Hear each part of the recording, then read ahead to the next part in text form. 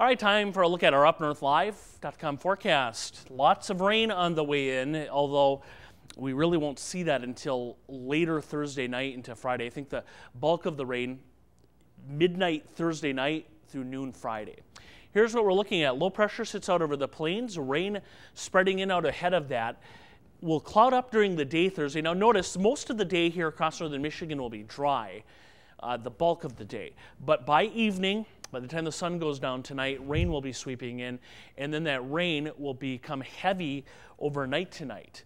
We're going to get, at least here in northern lower Michigan, a good dousing tonight through early Friday. In fact, while we don't have any flood watches as of this forecast, just across the lake, there are flash flood watches issued by the National Weather Service in Green Bay for this same event. But anyway, that will come through the area as we head through the overnight. The axis of the heaviest rain right through here, that will pass through. Now the good news is this will move on to the east, and I would imagine by mid to late afternoon tomorrow, most of the rain will be over with. In fact, we may even get a little sun peeking through late Friday. Quiet Friday night, and a nice start to the weekend. The weekend looks dry with, again, quiet weather expected for our Saturday.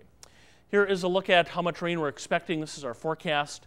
Again, out through Thursday night, very little. This will start rolling in again after 7, 8 o'clock tonight.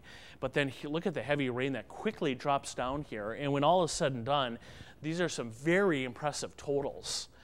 If we end up getting this much rain in this range here, and it'll be kind of a small stripe, but if we do, we could be dealing with some flooding issues in our area. I certainly expect, at least in some spots, corresponding rise in some of the rivers and streams.